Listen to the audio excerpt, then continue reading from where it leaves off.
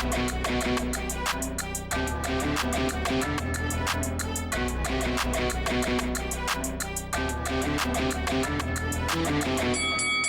guys, welcome to Boxing Squared for boxing news and views from around the internet. This is a results roundup, quite a few different heavyweight fights in recent days, but we'll start with the one that I've just finished watching, and it was entertaining. It was close and competitive. It looked like Antonio Mireles was all but done after being knocked down heavily in the third round, but he survived. And he not just survived, he ultimately won a split decision against Patrick Mylatter. And this was close, and I think there'll be divided opinion on this one. Did Mylatter do enough in other rounds to get at least 3 rounds, which would give him the decision? So it was 57-56 on 2 cards for Mireles and 57-56 for 1 card for Mylatter. And I think some people will say maybe Mylatter's been hard done by here. Obviously, Mireles was the home fighter. But a case of a big unit in Antonio Mireles, 6'9", and then you have Patrick Mylatter, who's roughly about 6'5". Mireles doesn't really use his height and range that effectively. He is quite easy to hit on the counter, but also doesn't really use a jab. So Mylatter, who was 321 pounds coming into this, when he wanted to have some work, because he would just fight in little bursts due to the size, he would basically step right in and let his hands go. And Mireles, most of the time, didn't really do anything to deter him. But pretty even opening round. So I gave that one to Mireles. I thought round 2 was clear for Mylatter, who was just landing some good shots, starting to let combinations go. And ahead of this fight, I tweeted that it was an opportunity for Mylatter, who'd basically been in the wilderness since 2020, since losing to Kingsley eBay in the top-ranked bubble. He got an opportunity here. This fight was elevated into the 3-card televised event. So he had a big opportunity. Didn't show up in the shape that he probably should have because it hurt him later on, but he put it on Mireles in rounds 2 and 3. And when I tell you that Antonio Mireles had his brain short-circuited by Patrick Mylatter right hand, it's an understatement, because his reaction was the definition when you hear someone describing Bambi on ice. And I've just got to show a little clip of it. This is slowed down. But just look at it. Antonio Mireles all at sea, discombobulated, and Mylatter just kept punching. Mireles goes down. Fortunately for Mireles, it was pretty much at the end of the round. So he beats the 10 count administered by ref Jack Reese, and then the round is basically over. And actually, he comes out the next round, and he puts it on Mylatter. So a lot of effort from Mylatter expended in that round 3. And this was sort of the story for the rest of the fight. Patrick Mylatter, the weight, the 321 pounds he was carrying into this, far too much for him. He should be at least 20 or 30 pounds lighter at least.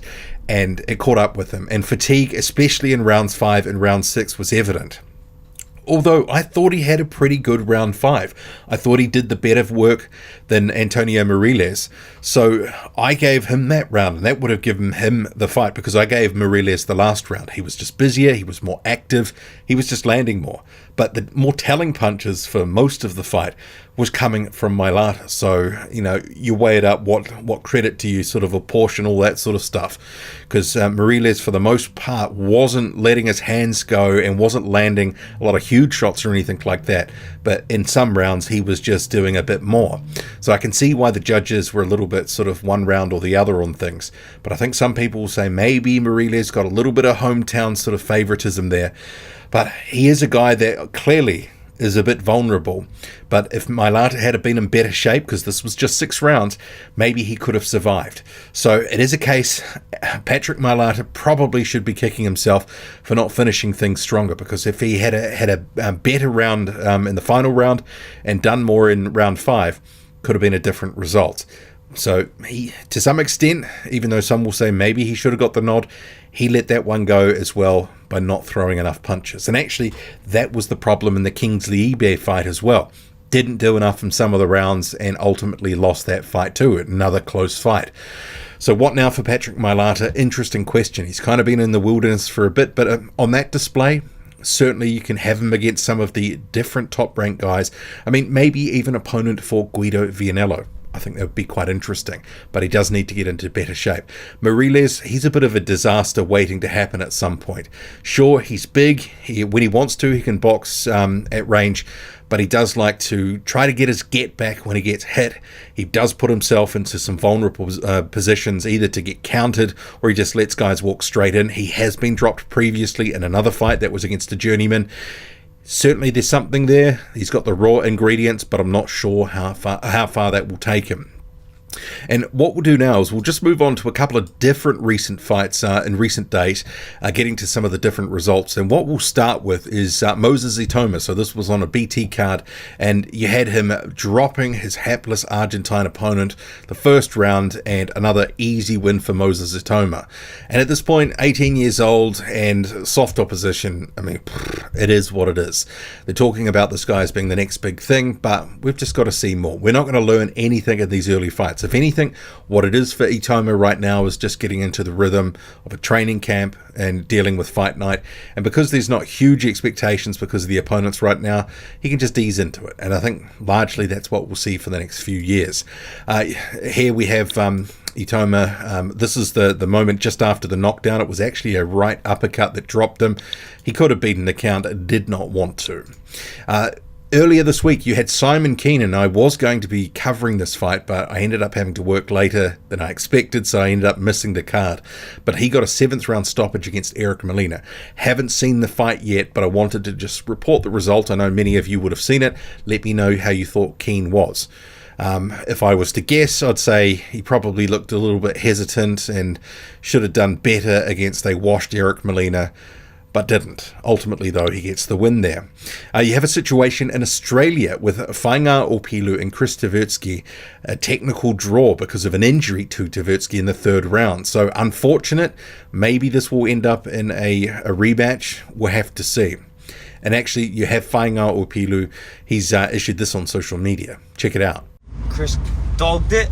There's no doubt about that. I mean, yeah. Let's see if he wants to do the 2nd round. It says the 3rd fight. And maybe the 3rd fight, you'll go down and won't come back up. But, yeah. Such a sad thing to do, eh? Especially when people pay money and, I want to watch a good show, but, people, fighters, they call themselves fighters. What do? You know? Call yourself a champ or you're a bitch. So, but anyways, Kris is a bitch, and there's nothing about that, you know, there's no doubt about it. Moving to Germany, a couple of quick results. Oleksandr Zakhozhyi has remained undefeated with a win in Germany. So the Ukrainian obviously can't fight at home at the moment. On the same card, the big German Viktor Jurk, 6'7", he advanced to 4-0. And rounding out this video, this results roundup, you had Lorenzo Medina, a pro box card, advancing to 6-0 this week. What do you make of it all? Drop a comment loud and often, hit like, hit subscribe, follow me on Twitter, boxing_squared. I'm out.